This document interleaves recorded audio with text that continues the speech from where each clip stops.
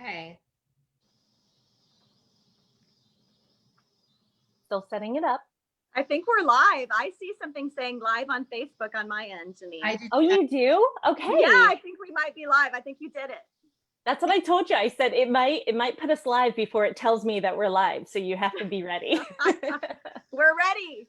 Okay. Now I'm going to try to find that. Now I'm trying to find where it is on my screen so that I can actually see the post, because now it went away, but I'm glad we're live. I'm looking for Hello, that. everyone. If you're here and you're seeing our live feed, I'm so glad that you're joining us on a Most Storied Romance Groups page. I'm Becky Wade. Maybe we can all introduce ourselves quickly while Janine is getting the technology squared away. I'm Courtney Walsh. I'm Rachel McDaniel. And I'm Janine Rosche, but I have to figure this out. I have to figure out where everybody is. I don't even know if anybody's in here or not. So give me a few minutes. Why don't you guys? The other three of us are lucky because we're just guests here, and Janine is the administrator of this gathering. So we can just talk amongst ourselves, Janine, while you get ready. I see some comments on the, I'm on my laptop as well, and I'm seeing some comments. So we have Stacy and Janet. Hey, ladies. I wonder why I couldn't find. I was looking, but maybe I'm in the wrong place. You know, it does a weird thing with me. I have to be logged in as my personal profile to even see the events. I don't know why that is. So, is it in the event, Rachel? In the event. It is in the event. Okay, I can see the comments. Hey. Okay. Let me make sure that I'm seeing all this. Okay, so welcome to the September author chat. We are talking today about secrets and promises, or the hidden motivations that are driving our characters. So basically, when we sit down to write, sometimes we come up with the idea for the story first, and then the characters come along, or we have the characters in mind, and then we decide what these characters are going to do. So in the plot of the story, they are going to have something that they have to achieve, something they have to find, something they have to build. They have to remodel the hotel. They have to get the girl. They have to get back to playing football. They have to open the art studio, whatever it might be, but there's some reason behind what they do. And I was so excited to see the authors joining me today, because these three authors are fantastic at developing these strong character motivations that make you really relate to the characters and cheer for them and feel sad for them when they go through a struggle and something isn't going right. And so that is what we're really going to talk about today. So I hope you all will comment along. We are going to have a giveaway. Someone will win a copy of, for me, it will be This Wandering Heart, my May release. And okay, for me, it will be also my May release, which was called Stay With Me. So I'll be sending a print copy of that to one of you. Janine, is one winner going to win all 4 books? Or are we going to have 4 winners? Let's have 4 winners. I agree. Let's spread out the love. Okay, yeah. So one of you will be winning Stay With Me, my May release. And I will be giving away If For Any Reason, which was my February release. And I'll be giving away Above the Fold, which is my December. I have another one coming out in November, but it's not here yet. So you're stuck with Above the Fold. Okay, well, we are going to get started. So we all write romance, obviously. Rachel writes, she is working on Split Time, but she also writes historical. So her 2 standalone novels are historical, but we all write romance. And so sometimes our characters, our hero and our heroine, they have conflicting motivations. And so that's another thing that we're going to really talk about in this video. So basically, let's start off with secrets, because that can add a little bit of mystery to our stories. Why do you guys think secrets are such a powerful motivator? Well, I think there's two ways that you can use secrets. Number one, a character can be trying to keep something secret from the rest of the characters in the novel. And number two, a character can be trying to uncover somebody else's secret. And I think whenever you use secrets, it naturally creates a very juicy mystery. And so naturally, as we're reading, we're wondering, what happened? What is the secret? And so just like the character, if it's a character who's trying to uncover someone else's secret, we too are along for the ride, trying to figure out what the secret is. And I think whenever you have a secret, it's powerful because there was a reason that somebody wanted to keep that piece of information secret. And whatever that reason is usually a strong reason. You know, maybe it's shame, or maybe it's that they did something illegal, or they did something in a spur of the moment that they regret. And so no matter what it is, it's usually wrapped up in all of this really fascinating emotion. And so I think that's why we all love secrets. Courtney and I often brainstorm together, and we're often trying to brainstorm secrets, aren't we, Courtney? We're like, what secret? What secret can this character have? I used? Yeah, we've written so many books now that we have a hard time because we've already used a lot of secrets. So we have to brainstorm new secrets. Yeah. But I think anytime you have a secret woven into your plot, because there was such a powerful reason why that thing was hidden in the first place, it becomes a great motivator for your characters. And I would add, like, from a reader standpoint, I mean, there is nothing that gets me turning the page like a secret, like what is going on? I have to figure this out. And so I know that as an author, you want the reader to turn the page. And so I'm thinking about some of my favorite ones have been the ones, I think there's always that balance of, am I going to let the reader in on the secret before the character knows? And that's kind of what I'm dealing with right now, is like, when is the right time to reveal this?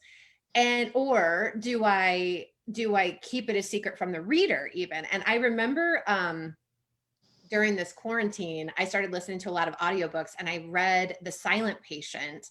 And that book, I can still remember, I'm just driving, which I probably shouldn't have been driving at this point in the novel, because it got to a point in the novel when the secret kind of comes out. And I think I was even voxing you, Becky. And I was like, what just happened? And that is the best feeling as a reader. And I know sometimes it's a little bit hard with romance to accomplish that same thing, but there is nothing like finding a secret that's going to be a little bit, that's going to be interesting and mysterious and drive the reader forward. So yeah, if you can come up with something that's realistic and genuine and authentic, I don't know, that, I mean, even as a writer, it's like, oh, I can't wait to unravel this story. So it's just so much more fun that way. And also, I think the keeping the secrets between character to character. Like, I'm thinking of Denise Hunter's A Cowboy's Touch, where the heroine was an investigative reporter and the hero didn't know, and he was keeping a secret, and she wanted to uncover that secret, but then she was keeping a secret from him of being an investigative reporter because he thought she was just a nanny.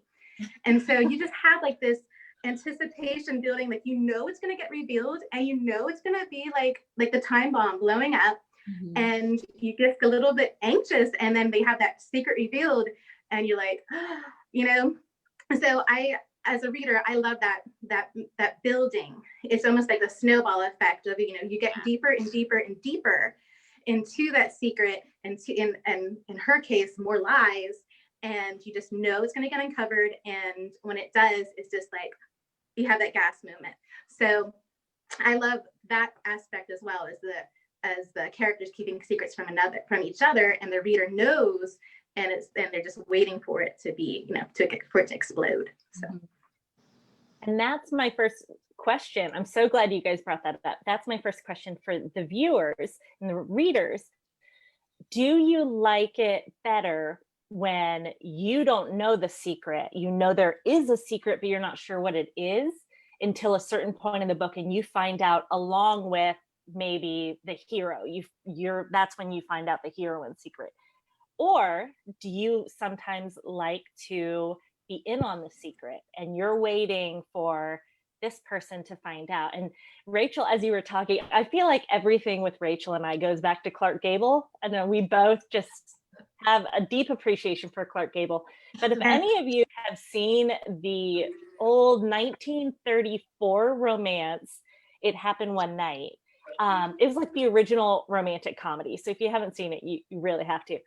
But in it, he is paid by this woman's father to go retrieve her because she's trying to elope with a guy he doesn't like. And he is a reporter, so he wants to, get the lowdown. And so she doesn't realize, she knows that he's a reporter and he's trying to get the story, but she doesn't know that her father is the one that sent him.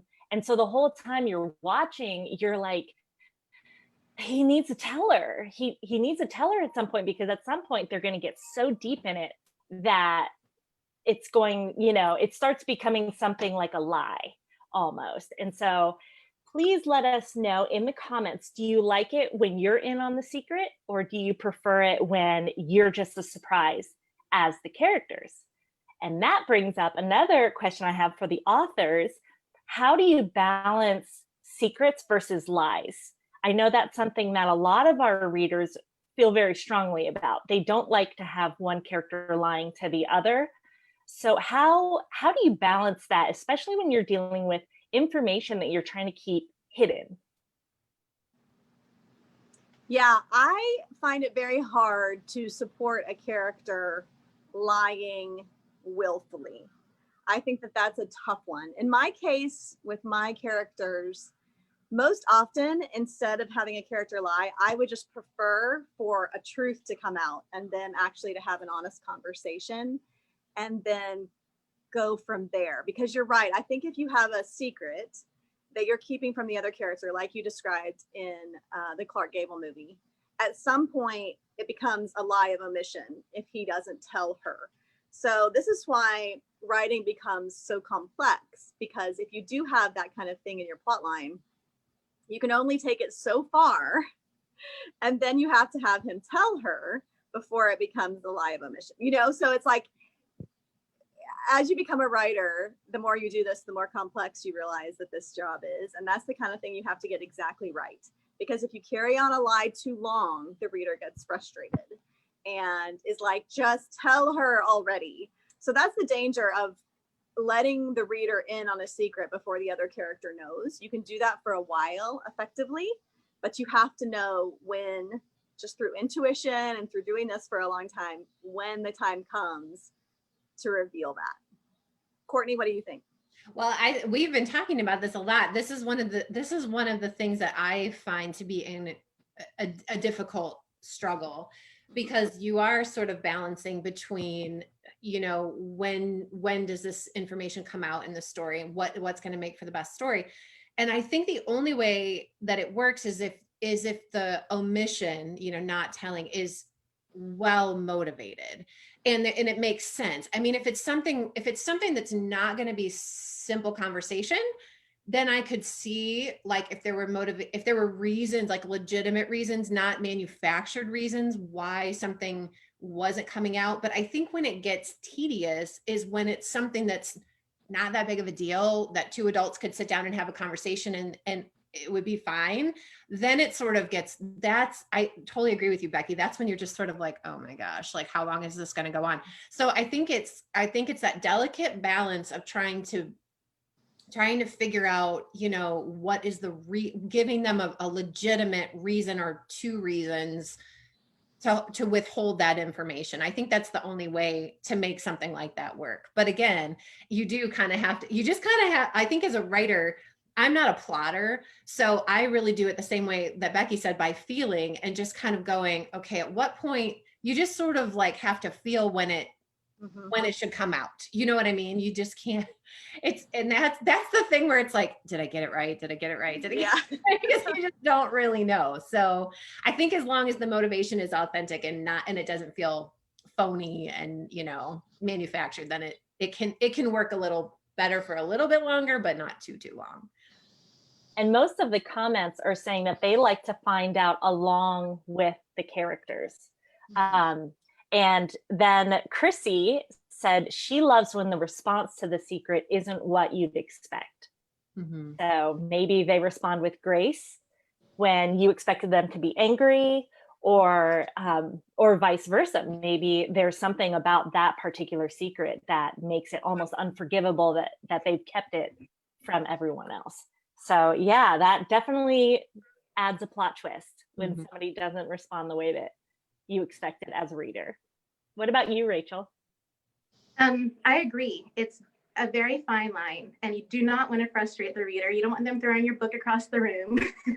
But I think it's also important to show maybe guilt. Say the heroine is lying, to show guilt on her side of, keeping up the pretense of whatever it is. And maybe you have instances where she goes to tell the hero, and either they get interrupted or something happens even to make her silence even stronger, especially with what Courtney was saying about the motivation. If it was for her self-preservation, maybe she has a secret that if it gets out, she can be in danger, things like that.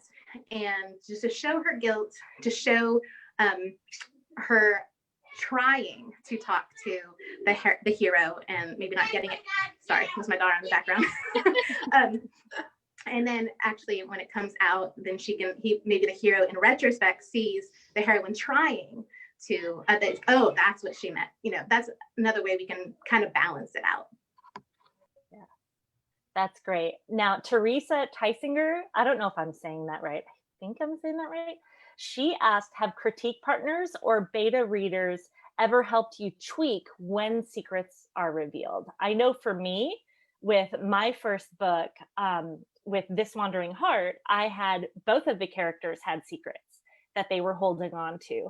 And there came a point in the manuscript where my editor said, okay, we've been waiting long enough. You need to at least give us some hints earlier, because otherwise this is gonna really frustrate readers. So for me, yes, I've definitely had people help me with that.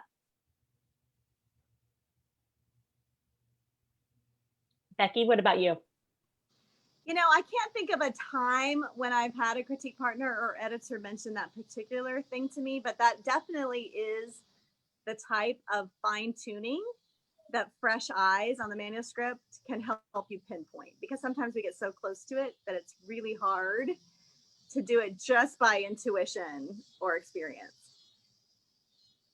Yeah, I have to agree with that too. I mean, I think I try to work out some of that in the brainstorming pre-writing process, but I'm kind of, but what Becky said about the getting too close to it, I think I'm sort of notorious to being like, okay, someone else take it. Someone else do something with it. Because I just, like, you read it so many times and you're through it so many times. So I definitely think like an editor's eyes on it is going to be the best thing ever. And so I have had situations, not specifically with secrets, but where the timeline, like the action needed to be moved forward, specifically with If for Any Reason. I remember it was like, we want more of this, but can we move it forward? So it was this whole process of like laying out on note cards what every chapter was, and then just it was like a big puzzle, moving things around.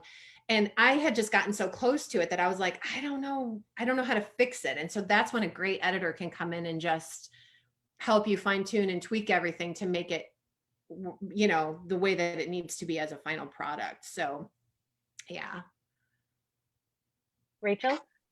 I can't recall a specific time. Sometimes it's hard for me to find my hero and heroine secret. Sometimes I write the whole draft because I'm a plotter first. And sometimes I write the whole draft just to get to know my characters. And so I might have hints of things that they struggle with, or what their motivation is. And then after I have the first draft written, I come back and like, oh, they struggle with this, or oh, I'm seeing a certain area where they're, where they have a trauma, or just different things. And then I go back and add it.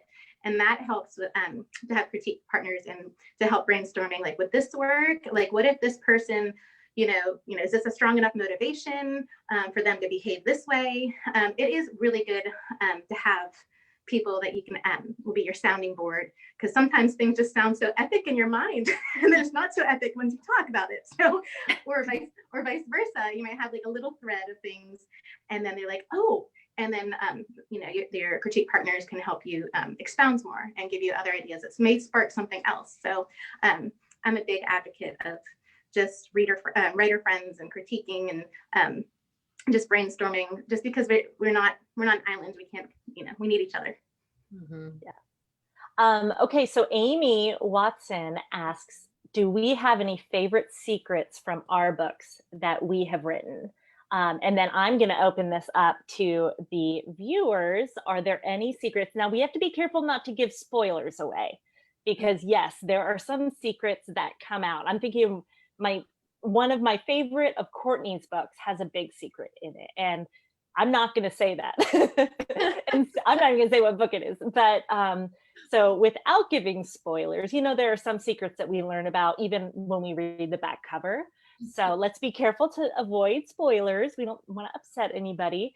But is there a secret that you love most? And I'll go ahead and start. For me, I have a book coming out in October, and I have a hero who arrives in Montana and he has no money. He has a beat up car. He has like a couple clothes that he bought, at a superstore, and that's about it. And so you learn that he was a pastor of a mega church in the Midwest, and he ended up going to jail for an assault.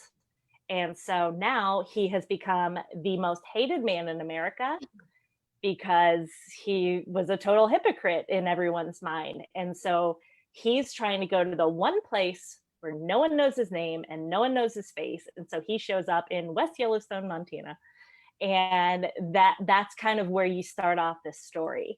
And the whole time he's trying to keep that secret hidden, not just because he's ashamed, like Becky had mentioned, shame being such a powerful reason to have a secret, but also because if his name gets out there, he's going to hurt the heroine who he's trying to help her rebuild her family's business. And so he wants to keep that hidden for that reason as well. And so that's my favorite, because you really get to feel for the character because of the amount of shame that he feels over his own hidden secret. What about you, Becky?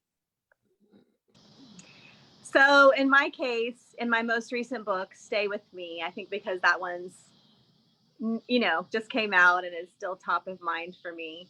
The whole plot line of the novel revolves around a secret that the heroine is trying to uncover regarding her parents. So the book starts out with an anonymous letter that she receives basically saying, I know what your parents did and they're not going to get away with it. And so she goes back to her hometown and confronts her parents. And from then on, the whole novel is about trying to uncover that secret. And I had a bunch of fun peeling back the layers myself and figuring out as I was writing what the secret was and how it went down. What about you, Courtney? I think for me, the book that I think about that I've written that deals with secrets the most is Things Left Unsaid, which isn't exactly a romance. There is some romance in it, but I think the whole point of that novel was to kind of explore the idea that it has to do with shame and the things that you are keeping in and the things that you're not saying out loud, and how if you just shine a light on those things, they lose their hold on you. And that was a spiritual truth that I learned in my own life. Just, it's so easy to think nobody will understand, nobody will accept me if they know this about me. And so I had it was very interesting, I think, to kind of take a look at what these characters could be holding, what truths they could be holding, where if they would just say them out loud, they would lose their hold, and so I think that I won't say what the secrets are, because obviously it drives, the majority of the book forward. But I think that has been the most interesting for me to write, coming up with that and looking at that spiritual truth in that one. How about you, Rachel? I think mine would probably be my November release, the Red Canary. My hero suffers a trauma, and through that trauma, it affects first his motivation. He doesn't want to be placed in that position again. He doesn't want to be at fault for what happens again. So he emotionally detaches from his job. He is a sergeant at a police in Pittsburgh Police Department. And so he emotionally detaches, and he has that secret of what happens. And the heroine, she's gets all up in his face all the time. And so it gets harder and harder for him to keep that secret. But on top of that, like anytime you have a trauma, there are some triggers. And so which makes it even harder for the secret to be kept, because all of a sudden the behavior changes whenever that trigger happens, especially when it's out in public. So that's what mine deals with, the trauma and this keeping the secret and all the anxiety that comes with keeping a secret. And it's basically the truth will set you free kind of thing, where when he actually does open up and things like that, things probably get resolved. But that's a major one for me. It's my favorite one about the trauma that had the secret and trying to keep it from the heroine. So. Okay, so over in the comments, Stacy Dickman asked Courtney what was the name of that one. So it was Things Left Unsaid is the one that she was just discussing. She also said that she was plugging her ears while Becky was talking because she's currently reading Stay With Me. So she didn't give away spoilers. So yeah, I would never give away a spoiler. Nobody has to plug their ears. You're all good. You're fine. Yeah. Now, Rachel brought up an interesting point, and this is something that's kind of a big deal to me, and it came across in a different readers group. So I wanted to talk about it a little bit. Someone asked if there was, so sometimes secrets, like Rachel was saying, have to do with trauma. And a lot of the people who are reading our books may or may not have experienced that trauma or a similar trauma. And so do you feel like authors should give a warning of some sort, maybe a sensitivity warning or a trigger warning somewhere in the book or on their website? Do you think that that is something that authors could or should start doing? Sometimes that would give away the secret, the thing that they're trying to hide. And so sometimes I don't think it's possible. But what do you all think about that topic? I haven't found that possible, simply for the reason you mentioned, because if I was to let people know that, it would give away something that I don't want revealed at the outset. And so I reveal as much as I feel that I can on the back cover copy. I do see the validity, certainly, in giving a warning about content that may be triggering to some readers. I see the validity of that. But on the other hand, I think that my editors and I are very, very careful about giving away just what we feel we can reveal in the back cover copy and in our websites and on our websites. So that's a tricky one. I don't know. I don't have the answer. Yeah, What about you, Courtney? I don't know if I really have the answer either. I feel like as a writer, I don't know that. I mean, like, for instance, like in Things Left Unsaid, I mean, there are things that are dealt with there that could potentially be a trigger. And like Becky said, if I put it on the front cover or said, hey, here's a trigger warning, you would know the secret before you started it. That said, I will tell you, like, for me, I have certain things that I don't want any part of.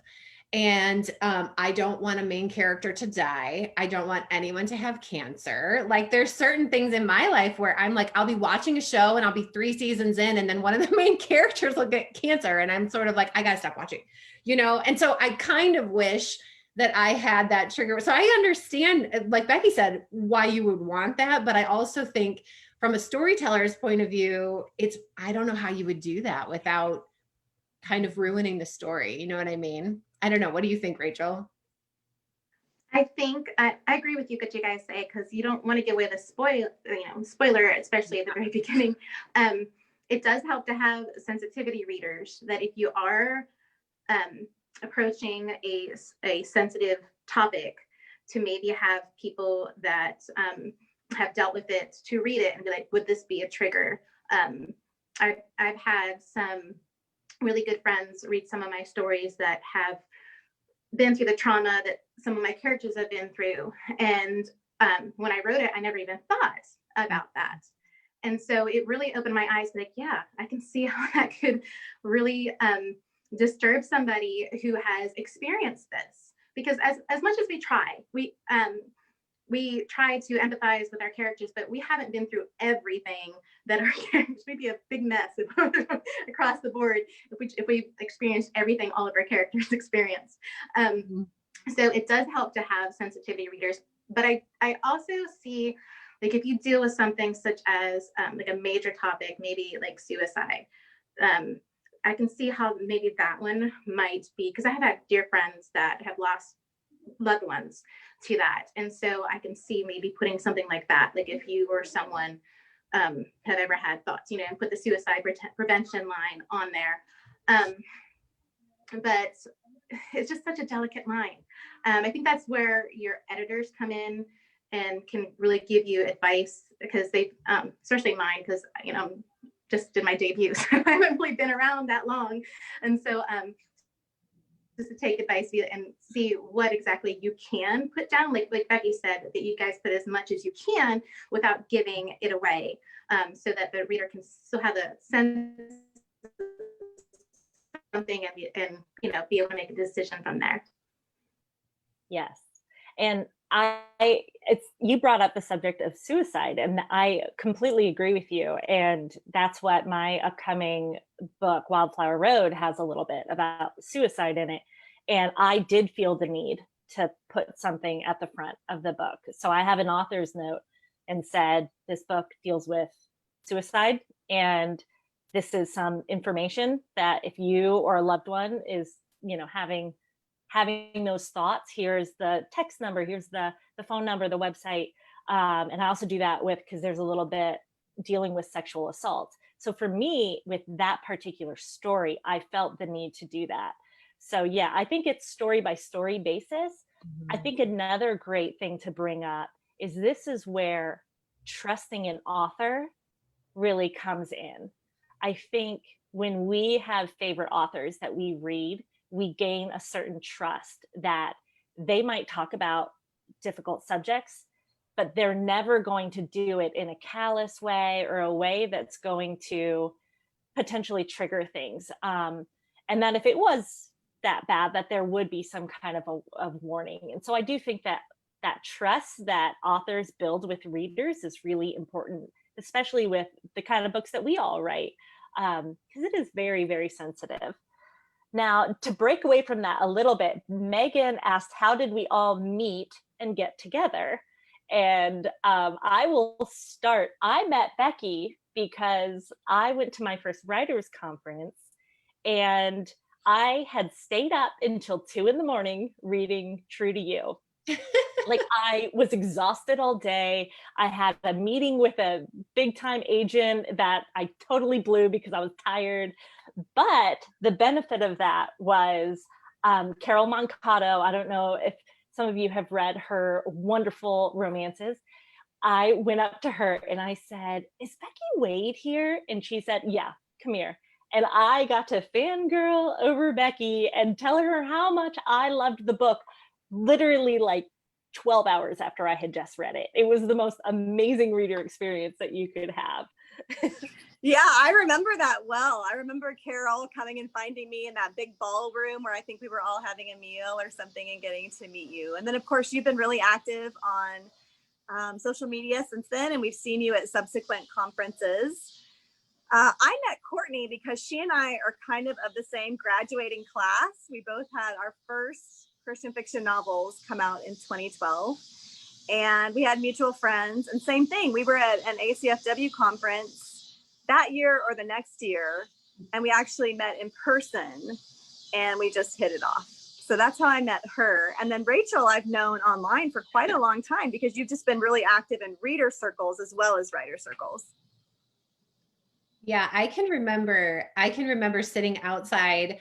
I shouldn't admit this, but when Becky and I met, we were at an ACFW conference and we were sitting there talking, and then the session started and we were like, no, let's just sit here and talk. And then we like spent the whole workshop, or it was like one of the main sessions, just outside the door chatting. And it was so, I just thought it was like one of the highlights of my time, because I was a fan too, Janine. Like I read My Stubborn Heart, I think, right when it came out. And Becky, I don't even know. I mean, I hate to admit this, but you guys, like, I wasn't the biggest reader at that time. It was like crazy time with kids and everything. And so for me to even like take the time to read it, and then I was like, I got to read everything until I'm done. And then I know Janine and I met, was it last year at ACFW? I think it was last year at ACFW, but it was so fun because I think when you know people online, you're just like I've never, Rachel, we haven't met in real life.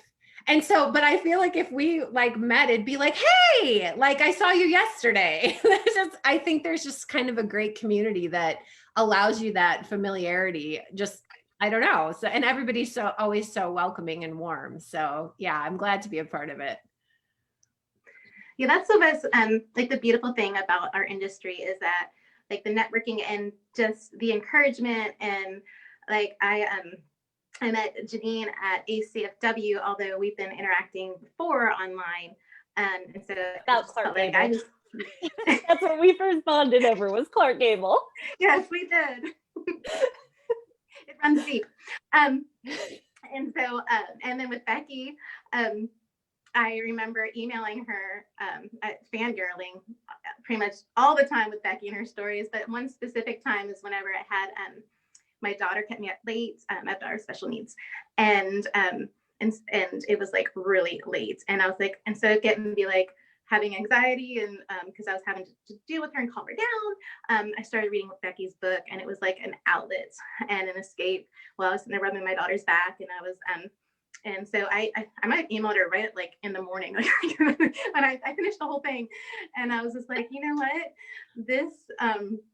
this was just such an escape for me, and I gushed and I gushed over the hero and heroine, and I thanked her, and it's just I love that. I love being able to fangirl and people not think I'm overboard, but and then with Courtney with online, and especially on her Instagram stories, because I feel like we could be besties because of all her comments, and I just follow her along. And if you're not following Courtney on Instagram, you need to, because it's just, there's so many times that I just like having a stressful day, and I read her. It's like a mystery science theater with her. She'll watch a movie and then she'll bring things out, and it's just it just gives me laughs. And so yeah, it's just a beautiful community.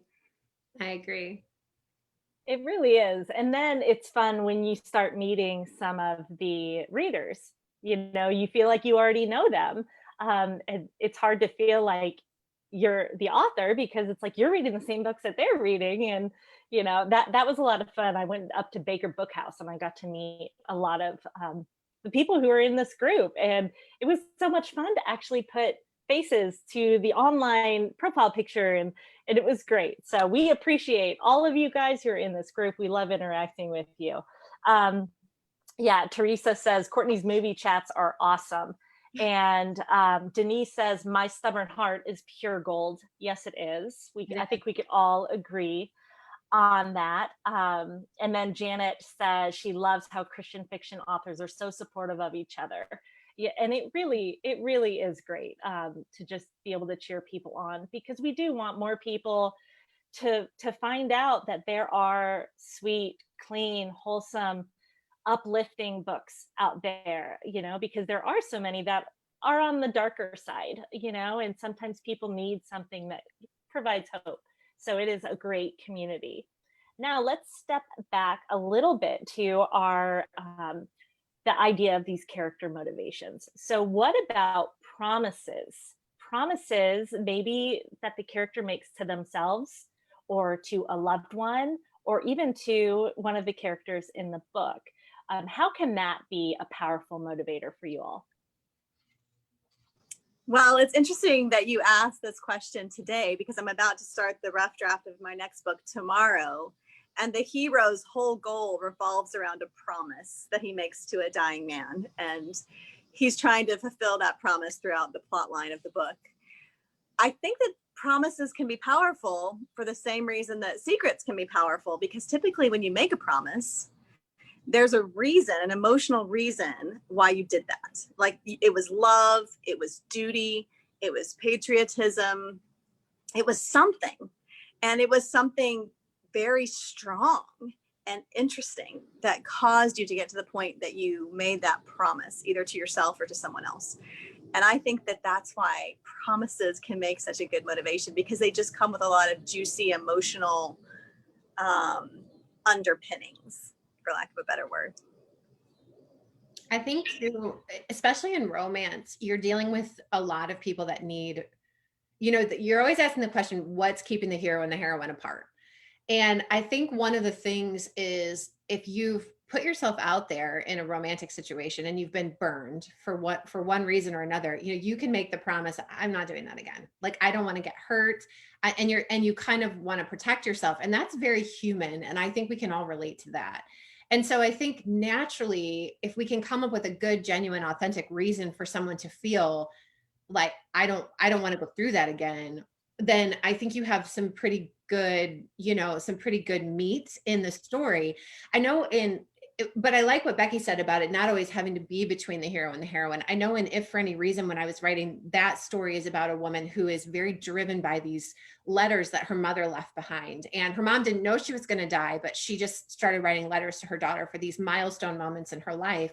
And so my heroine is living her life according to the way that she interprets these letters. And it's interesting because I think sometimes you can have a character realize they're not necessarily holding on to the promise for the right reason, or they're not looking at it in the right way. And so that was kind of a fun journey too, when they've made this promise and they're clinging to this promise, and then they realize, well, wait a minute, like, maybe I was wrong. And so then that can be part of the character arc, which I think it makes for kind of an interesting story to see them go on that journey. So yeah, I agree. Promises and secrets kind of go hand in hand that way. So it's kind of neat to play with them both. To dovetail off what Courtney said, like the promises to even make to yourself, and it becomes kind of an internal motivator. And then that consequently gets your external motivator. Like my character, Alyssa in Above the Fold, she pretty much promised herself that she was going to be an investigative journalist. And this was during the 1920s when it was male dominated. And so, but her internal promise to herself was to find her worth, to find her significance.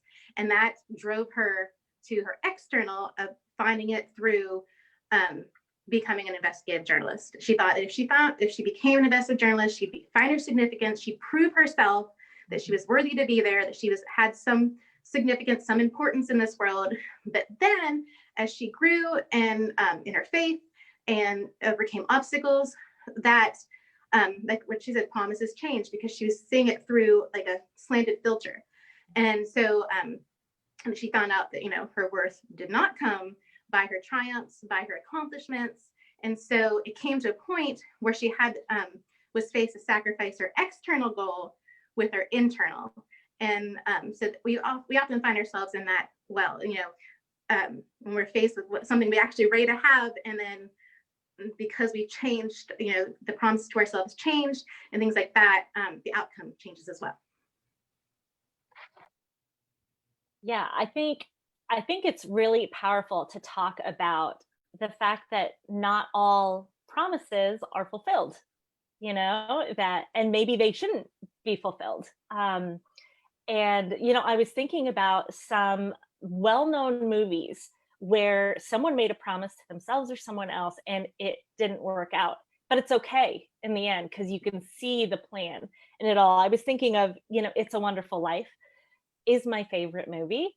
And not just at Christmas time, but all the time. But he had, you have George Bailey, who made this promise to himself that he was going to travel the world, and things keep happening to prevent him from doing that. And at the end, you never see him traveling the world. You never get to see that promise come to fulfillment, but it's okay. And you're glad for it. Another one is Gone with the Wind, is Scarlett O'Hara. Who is she after? The entire, I haven't read the book, but the entire movie, she's after Ashley, right? Her friend's husband. And she wants to, nab him so bad. And by the time you get to the end, you're like, the whole time you're cheering against her. Scarlett O'Hara is the heroine we love to hate. And then you see what happens at the end, and she now has this new promise, and it's no longer to get the man, it's to revive her family's home and the land and everything. And so for her, that's where you see her character arc go. So what about you all? Do you think your characters have to fulfill the promise? I don't. I think that what we want to try to avoid is a very predictable plot. I don't think any of us as readers enjoy reading a novel in which we think things are going to happen this particular way, and then they do. It's like a letdown. Like, oh, I saw that coming from a mile away, and it happened just like I knew it would, and nothing was surprising. So if there's a promise and we think that the character is going to deal with it in a certain way, it is definitely worth considering from a storytelling perspective how we can deal with that unpredictably, but also in a way that is even more satisfying, kind of like the It's a Wonderful Life movie that you mentioned, which is challenging to pull off. But I think that that's what we're striving for. We're striving not necessarily for things to go the way that the reader thinks they're going to go, but in a way that is surprising and yet even more satisfying. But I think you're also striving for things to go not necessarily in the way that your character wants them to go. So if your character has one thing in mind, and I think, Becky, I would agree that the promise doesn't have to be kept, because they maybe have made that promise out of some sort of false belief that they have to come to terms with before they can move on and realize, oh wait, that's not actually the way that things are.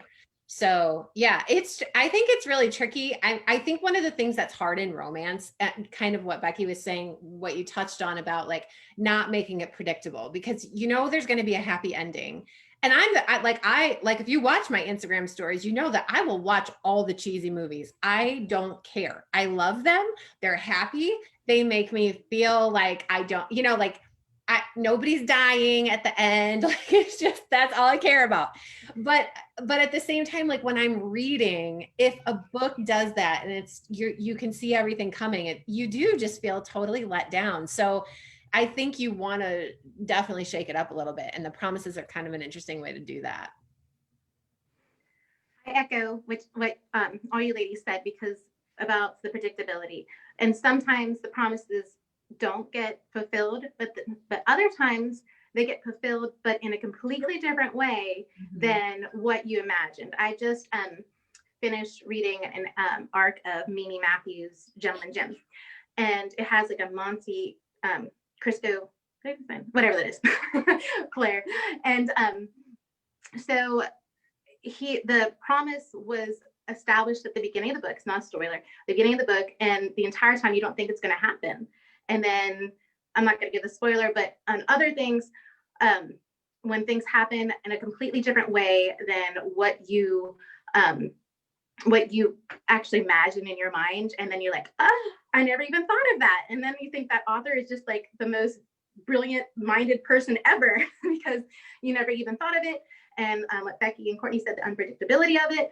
And then it makes it kind of on the keeper shelf forever, because you were totally shocked and stunned in the most beautiful way. And I love stories like that. And you know what I loved in Above the Fold that you did, Rachel, was that you pitted the two main characters against each other. They were both competing for pretty much the same job. And so one of them had to lose, and some of that dealt with the promise that they made to themselves to, reclaim their career, but one of them had to give, and you didn't know which one was going to have to do that. So I love it when you have two motivations that clash with each other. So someone's going to have to sacrifice, but it'll be worth it in the end. Like Amy said, close the book with a smile.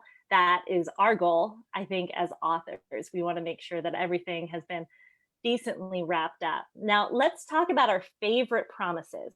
And readers, feel free to chime in. Let us know what your favorite promises are. Now, for me, mine is probably the one of the single parent to do whatever they have to do to take care of their child. And I know that was my hero's motivation in This Wandering Heart. Robbie says right at the start of the book that he will do whatever it takes to keep his 3-year-old daughter happy and healthy and safe. And like I was saying, it gets pitted against his love life, and he has to make that decision because there's a custody battle involved. Another example of that, and I was just talking about this earlier, is Charlie Lionheart in The Lady and the Lionheart by Joanne Bischoff. And he promises to take care of his niece Holland. And you see all the lengths that he goes through to take care of this child who isn't even his, it's family, but he has adopted her. So I think that for me, my favorite promise is that of a single parent for a child. What about you all? Yeah, that's a really powerful one because it's immediately extremely sympathetic. Mm-hmm. All of us can root for the person who is determined to look after the well-being of a child. So we can all get behind that promise. We can all support and cheer for that character. I think I love the promise when someone promises to defend someone else. In my book, Her One and Only, the heroine is a bodyguard. And so her promise, I switched the whole bodyguard trope by making the heroine the bodyguard instead of the hero. And she's assigned to protect this NFL player, and she promises to defend him. And I love that because you're putting yourself on the line. Like you're saying, I'm going to jump in front of a bullet for you if I have to. And I love that the stakes of that promise are so high. I think mine would be, I love both of those. In addition to that, I would say I'm a huge fan of second chance romance. And so in my book, Just One Kiss, my hero, who I had set up in the previous book, they're all standalones, but I had set it up to where I didn't know if the reader would like him and I was worried about that because he had kind of abandoned his family. And so he vows at the beginning of the story to put his family back together. And I really think a family is a powerful thing. And so seeing that, I feel like I was cheering as an author, I was cheering for him because he knew he had screwed up, but he just so wanted that redemption and he wanted to prove himself. So I think that's something that I can always get behind with something like that. I'm glad you used that example because I love that story. Oh, it's such a good one. I agree about the whole the promise, and then it almost be like a self-sacrifice because you promise in favor of the other person. Mm-hmm. One of the stories that comes to mind is Blackmore by Julian Donaldson, and this one I love because it deals with both secrets and promises. And the heroine promises at the beginning never to marry, and then it's the secret of why she never marries. And then the hero, he promises they have flashbacks. She did really well with the flashbacks. He promises to take her to Blackmore, and her family is in clash with his family. And all growing up, he's never been able to fulfill that promise to her. And the story starts with him actually fulfilling that promise to her of taking her to Blackmore, and then the story escalates from there. But there's a lot of self-sacrifice. there's a lot of secrets, like I said, and it just it's woven together so beautifully, and it's actually one of my favorites. Yes. So we have, Natalie says she loves second chance romances. I don't know if y'all saw this. I posted about this earlier in the week about what everybody's favorite trope is. And overwhelmingly, it was marriage of convenience and second chance romance. There's something about those. And then also friends to more. I think, and then also enemies to lovers. I hate that word. Enemies to more. Say that instead. But yeah, and a lot of you all have written beautiful stories that fall into all of our readers' favorite types of stories. So thank you as a reader. Thank you very much to all of you. Now we're coming to the end of our chat. So make sure you commented in the comment section on the Facebook Live video. Just say hi, tell us where you're from, and then you'll have a chance at winning one of our books. We're going to be giving away a copy of our book to four commenters. Will get a copy of one of our books. So just make sure that you leave a comment. Real quick, can we go through and just inform the readers what we are working on next? Where can they find us? Yeah. Sure. You can find me online several places, but my website is beckywade.com. And then on Facebook, you'll find me at author Becky Wade. And I just did submit the rewrite for my next book, which is called Let It Be Me, and it'll be out in May. And I'll be launching into the rough draft writing of the book that will follow that tomorrow. So that's kind of what I'm working on. I'm also online in a few different places. My website is CourtneyWalshWrites.com. My favorite place to be online is on Instagram. That's definitely my jam. But I also have an author page here on Facebook, and I just released a book called Just Like Home, which is my 4th Harbor Point novel. Those are all standalone novels, but they're all set in the same town. And I am currently working on a new Nantucket romance, which won't release until, oh my goodness, this is going to require me to do math. What is it? 2022, April of 2022, which is crazy. But yeah, I'm just starting that one now. So I can be found on my website, rachelscottmcdaniel.com. And I also have an author page on Facebook, Rachel Scott McDaniel, and on Instagram. And I'm also on Twitter, but I'm not really on there very much. So Facebook and Instagram mostly. My second novel, which is a standalone, The Red Canary, comes out in November 10th, a week after the election. And anyways, and right now I am working on a split time, which has been interesting because I've never tried my hand at contemporary. And that will be out in September of next year. And you can find me at my website, JanineRosche.com. But also I speak for a lot of the authors in our group. So you guys see me all the time. You probably get annoyed by me all the time. So I'm easy to find. As for me, I have Love's Pure Light, which is a Christmas novella collection that released at the beginning of this month. And then I also have Wildflower Road, which is the second book in my Madison River Romance series, and that comes out October 13th.